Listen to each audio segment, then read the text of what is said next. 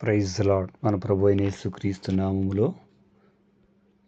ఈ ఉదయకాలపు శుభములు తెలియపరుస్తున్నాం. ప్రభునందు ప్రియమైన వారలారా, ఈ దినం పరిశుద్ధ గ్రంథం నుంచి దేవుని యొక్క వాక్యాన్ని మనం చదువుకుందాం.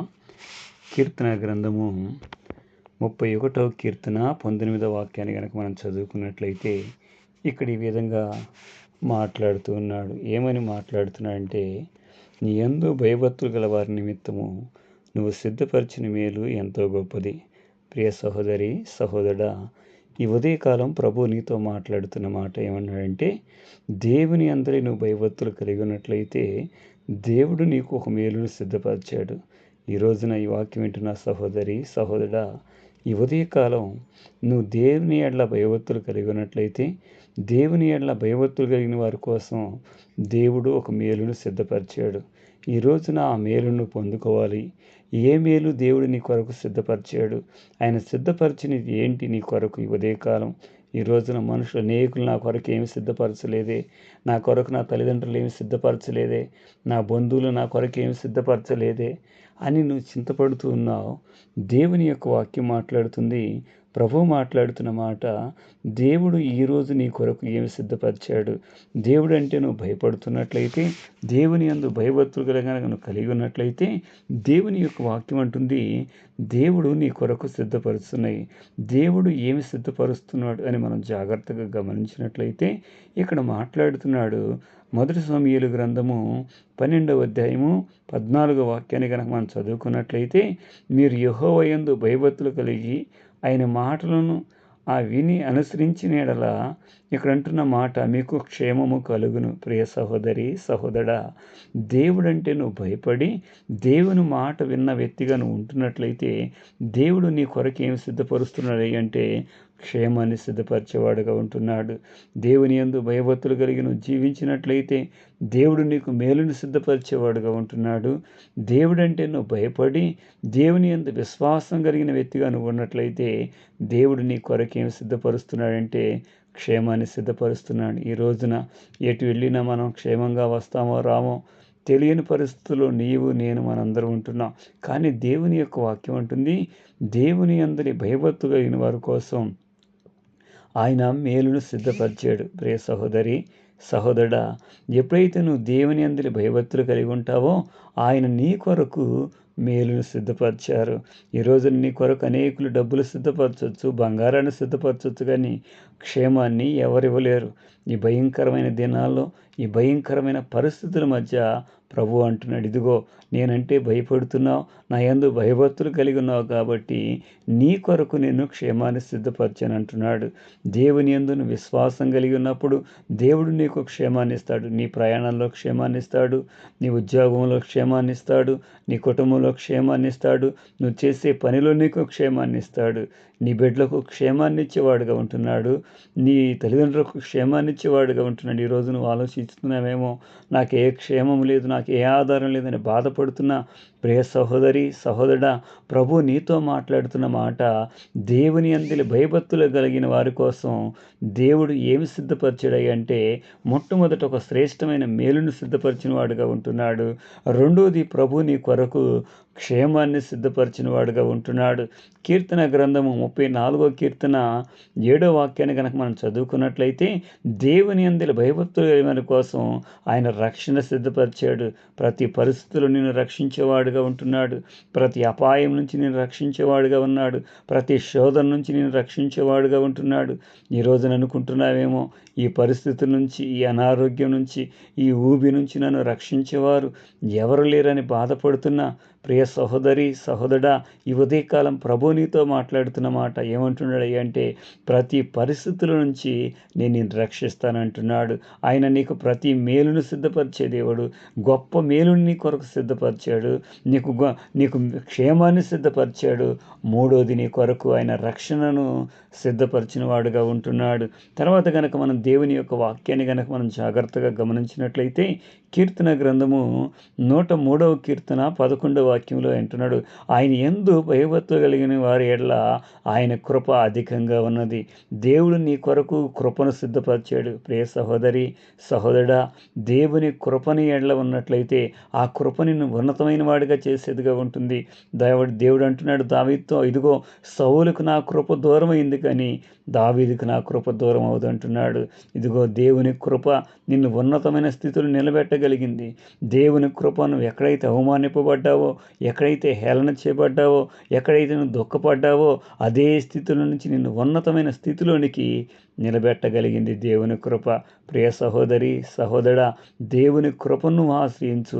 దేవుని ఎడలను భయభక్తులు కలిగి ఉన్నట్లయితే దేవుని కృప నిన్ను అధికంగా ఉంటుంది, నీపైన అధికంగా ఉంటుంది. ఈ కృప నిన్ను గొప్ప వ్యక్తిగా మారుస్తుంది. ఎందుకు పనికిరాని స్థితిలో నిన్ను బాధపడుతున్నావేమో ఆ కృప నిన్ను ఉన్నతమైన వ్యక్తిగా మార్చేదిగా ఉంటుంది. కాబట్టి ఇక్కడ మనం జాగ్రత్తగా గమనించినట్లయితే దేవుని ఎడల భయభక్తులు కలిగిన వారి కోసం దేవుడు ఏమి సిద్ధపరిచాడంటే, ఇక్కడ మనం జాగ్రత్తగా గమనిస్తే కృపను సిద్ధపరిచిన వాడుగా ఉంటున్నాడు. తర్వాత కనుక మనం జాగ్రత్తగా గమనించినట్లయితే కీర్తన గ్రంథము 103వ కీర్తన 13వ వాక్యం అన్నాడు, నీ యందు భయభక్తులు కలిగిన వారి ఎడల నువ్వు జాలిపడుచున్నావు. ప్రియ సహోదరి సహోదరుడా, నీకున్న పరిస్థితులను చూసి అయ్యో నాకున్న పరిస్థితులను చూసి ఎవరు నా ఎడల ఎవరు జాలి పడతలేదని బాధపడుతున్నావేమో, దేవుడంటే నువ్వు భయభక్తులు కలిగి ఉన్నట్లయితే ఆయన నీ ఎడల జాలి పడేవాడుగా ఉంటున్నాడు. నిజమే, ఒక మనుషుడు యెరూషలేము నుంచి యెరికో పట్టణానికి దిగి వెళుతూ దొంగల చేతులు చిక్కబడి కొట్టబడినప్పుడు అనేకులు ఆ మార్గమున వెళుతున్నారు కానీ ఎవరు జాలిపడలేదు. ప్రియ సహోదరి, ఆయన నీ మీద జాలిపడేవాడుగా ఉంటున్నాడు. ఈ రోజున ఆర్థిక సమస్యల చేత కొట్టబడుతున్నావా, లేకపోతే శారీరక బలహీనతల చేత బాధపడుతున్నావా, అయ్యో నా ఎడల జాలి చూపేవారు ఎవరు లేరని బాధపడుతున్నావా, దేవుని యొక్క వాక్యం అంటుంది, ప్రభువు మాట్లాడుతున్న మాట, నువ్వు నా ఎడల భయభక్తులు కలిగి ఉన్నావు కాబట్టి నేను నీ యందు జాలి పడుతున్నాను. జాలిపడే దేవుడు, నిన్ను గాయములు కట్టే దేవుడు, నిన్ను ఉన్నతమైన స్థితిలో నిలబెట్టే దేవుడు, నీకున్న ప్రతి గాయాన్ని కట్టి ఆయన సంఘములో నిన్ను నిలబెట్టేవాడుగా ఉంటున్నాడు. ఈరోజు నీ ఉదయకాలం ప్రభు అంటున్నాడు, నీ యందు దేవుని యందు భయభక్తులు కలిగిన వారి కోసం ఆయన సిద్ధపరిచినవి మేలును సిద్ధపరిచాడు, నీ కొరకు క్షేమాన్ని సిద్ధపరిచాడు, నీ కొరకు రక్షణను సిద్ధపరిచాడు, నీ కొరకు కృపను సిద్ధపరిచాడు, నీ కొరకు జాలి కలిగిన హృదయం కలిగి ఆయన జాలి పడుతూ ఉన్నాడు. తర్వాత కనుక మనం జాగ్రత్తగా గమనించినట్లయితే కీర్తన గ్రంథము 115వ కీర్తన 11వ వాక్యంలో కనుక మనం చదువుకున్నట్లయితే, ఆయన యందు భయభక్తులు కలిగిన వారి కోసం ఆయన సహాయాన్ని సిద్ధపరిచాడు. ఈ రోజున నాకు సహాయం చేసేవారు ఎవరు లేరని నిరాశ స్థితిలో ఉన్నావా? ప్రియ సహోదరి సహోదరుడా, తల్లి, ప్రభు నీతో మాట్లాడుతున్నాడు. నేను నీకు సహాయం చేస్తానంటున్నాడు. చాలాసార్లు మనుషులు అనుకుంటాం, మనుషుల యొక్క సహాయం కొరకు చూచి మనుషులను ఆశ్రయించి ఎవరు నాకు సహాయం చేయట్లేదే, అందరు నా దగ్గర ఉన్నప్పుడు అందరికీ నేను సహాయం చేశానని బాధపడుతున్నావేమో, కుమిలిపోతున్నావేమో, నలిగిపోతున్నావేమో. ప్రభు ఈ ఉదయకాలం నీతో మాట్లాడుతున్న మాట ఏమంటున్నాడయ్యా అంటే, నేను నీకు సహాయం చేస్తానంటున్నాడు. ప్రియ సహోదరి, దేవుని యందును భయభక్తులు కలిగి ఉన్నట్లయితే యేసయ్య నీకు సహాయం చేస్తాడు. నిజమే, నీవు ఎవరో మనుషుల సహాయాన్ని బట్టి నువ్వేం చేయలేవు కానీ ప్రభు నీకు గొప్ప సహాయాన్ని చేసేవాడుగా ఉంటున్నాడు. దేవుని యందు భయభక్తులు కలిగి ఉంటే ఆయన నీ కొరకు సహాయాన్ని సిద్ధపరిచాడు. తర్వాత చివరిగా మనం చదువుకున్నట్లయితే కీర్తన గ్రంథము 119వ కీర్తన 74వ వాక్యం ఉంది, యెహోవా యందు భయభక్తులు లేని వారంట ఆయన చూసి సంతోషపడతారు. ప్రియ సహోదరి, నీ కొరకు దేవుడు సంతోషాన్ని సిద్ధపరిచాడు.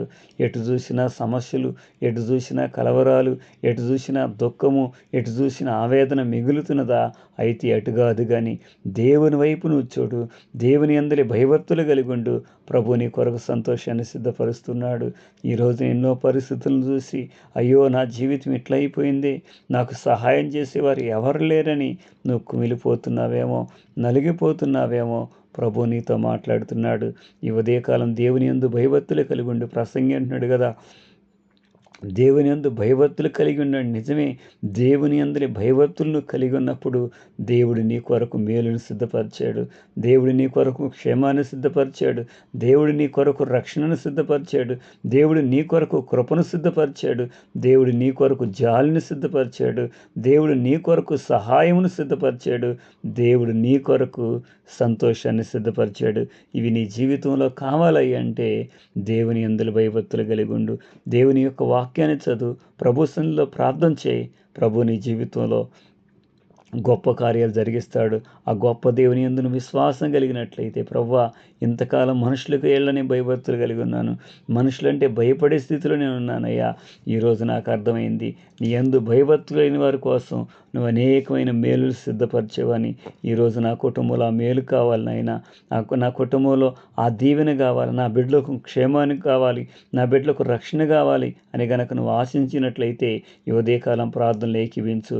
ప్రభు నీ జీవితంలో గొప్ప కార్యాలు జరిగిస్తాడు. దయచేసి తలవంచండి, ప్రార్థన చేసుకుందాం. పరిశుద్ధుడైన మా తండ్రి, నీ పరిశుద్ధ పాదాలు కొందనాలు చెల్లిస్తున్నామయ్యా. యేసుక్రీస్తు నామములో ఈ ఉదయకాల సమయంలో ఎంతమంది నీ మాటలు విన్నారో నాయన, నిజమేనయ్యా. మా తల్లిదండ్రులు మా కొరకు డబ్బును సంపాదించవచ్చు నాయన, ఆస్తులు సంపాదించవచ్చు, బంగారం సిద్ధపరచవచ్చు, కానీ క్షేమాన్ని ఎవరు సిద్ధపరచరయ్యా. నీ యందు భయభక్తులు కలిగి ఉన్న వారి కోసం నువ్వు సిద్ధపరిచిన మేలు ఎంత గొప్పది నాయన. ఆ మేలు క్షేమమని, ఆ మేలు సహాయమని, ఆ మేలు రక్షణ అని, ఆ మేలు ఆనందమని మేము ధ్యానం చేసాము నాయన. నిజమే, ఈ ఉదయకాల సమయంలో ప్రతి బిడ్డ జీవితం సంతోషకరంగా ఆనందకరంగా నింపబడినట్లు మీరు సహాయం దయచేయండి. ప్రతి బిడ్డ కుటుంబంలో క్షేమాన్ని ఇవ్వండి అయ్యా, నెమ్మదినివ్వండి, సమాధానం ఇవ్వండి నాయన.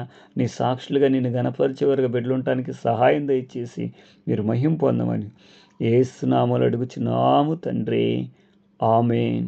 ఈ ఉదయకాలం అంతా ప్రభు తన క్షేమాన్ని మీకు ఇచ్చి క్షేమముతో తన కృపతో మిమ్మల్ని నింపి నడిపించునుగాక. ఆమేన్.